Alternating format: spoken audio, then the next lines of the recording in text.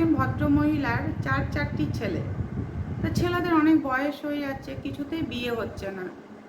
তা ছেলেরা বিয়ে করছে না কারণ হচ্ছে তার বউ এসে যদি ভাইদের না দেখে বা বাবা মাকে না দেখে। তো যখন ছেলেটি বিয়ে করতে যাচ্ছে, মায়ের কোলে বসে মা কী সব নিয়ম আছে না, সেই নিয়ম করাচ্ছে। নিয়ম করার সময় যেমনভাবে মানে কেউ চলে গেলে যেভাবে কান্না করে, ঠিক সেইভাবে চিৎকার করে মাও কাঁদছে, ছেলেও কাঁদছে। আরে বিয়ে করতে যাচ্ছে ছেলে, এত চিৎকার করে কাঁদছে কেন, মা বা কাঁদছে কেন? তো সবাই জিজ্ঞেস করছে, তুমি এত কাঁদছো কেন বাবু, কেঁদো না এত। তখন বলছে, আমার বউ যদি আমার মাকে না দেখে, বাবাকে না দেখে, আমার ভাইদের সাথে না থাকে, তখন আমি কি করব। তখন সবাই বলছে, যদি না থাকে তখন দেখা যাবে, আগে তো বিয়ে করে নিয়ে আসো, তোমরা তো সম্বন্ধ দেখাশোনা করেই বিয়ে দিচ্ছ, তাহলে এত কাঁদছো কেন? আর মাকে আরও বেশি করে বলছে, তুমি এত কাঁদছো কেন, যে ছেলে বিয়ে করতে যাচ্ছে, কোথায় আনন্দের খবর, তুমি বিয়ে করতে যেতে পারছো না। যাক গিয়ে সে বিয়ে করে নিয়ে আসলো। তারপরে তো দেখা গেল বিয়ের পরের দিনকে বউ যখন আসলো, বেশ বউ হাসি খুশি দেওরদের সঙ্গে খুব মজা করছে, দেওররাও মজা করছে, বৌদিও খুব মজা করছে, করে টোরে সব। যাই হোক, সেদিনকে পার হলো, বউ ভাত পার হলো। তারপরে দেখা গেল না, সেই বড় বউ খুব ভালো, এবং সেই রকম বউ হয় না পাড়ার মধ্যে, ভীষণ ভালো বউ। তারপরে আস্তে আস্তে তার 3 দেওরেরও বিয়ে হলো, কিন্তু 3 দেওরের বিয়ের সময় মা আর অত কাঁদেনি, কেননা বড় বউ এত ভালো হয়েছে যে প্রথম বিয়ের সময় এত কান্নাকাটি করেছে বড় ছেলের বিয়ের সময়। তা বড় বউ এত ভালো হয়, সে এত খুশি, পরের 3 ছেলের যখন বিয়ে দিয়েছে তখন সে আর কান্নাকাটি করেনি অত। কিন্তু 3 বউয়ের মধ্যে যখন মেজ বউ আসলো, মেজ বউ তো এসেই প্রথম অতটা বুঝতে দেয়নি, ভালোই ছিল।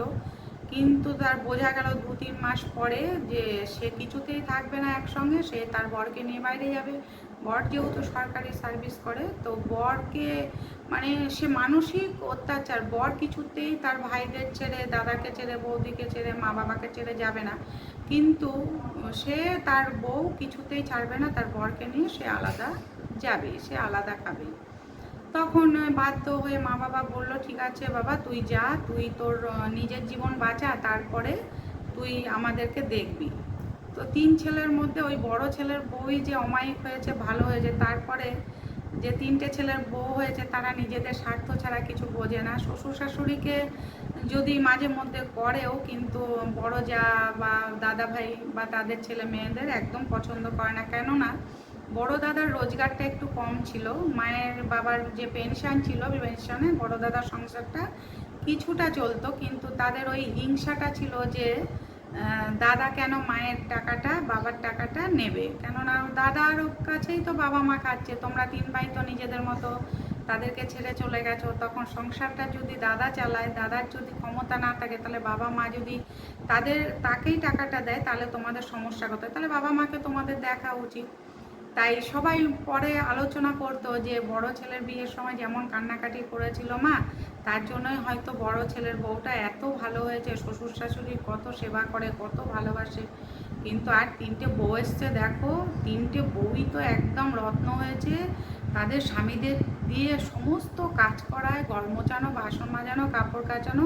কেন কাজের লোক রাখবো, রান্নার লোক রাখবো, এতে কি পয়সা খরচা হবে না, আমি বেলা অবধি ঘুমাবো, তুমি চা বেডে দেবে।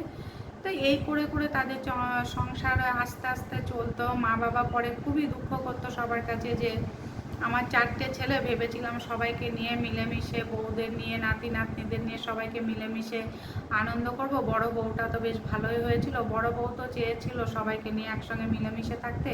কিন্তু আমার যে 3টে বউ রত্ন এসছে, তাদেরকে আমার ছেলেদের দিয়েই তারা কাজ করায়, আর একসঙ্গে খেলে তো আমার বড় বউটাকেই কাজ করিয়ে করিয়ে মেরে দেবে।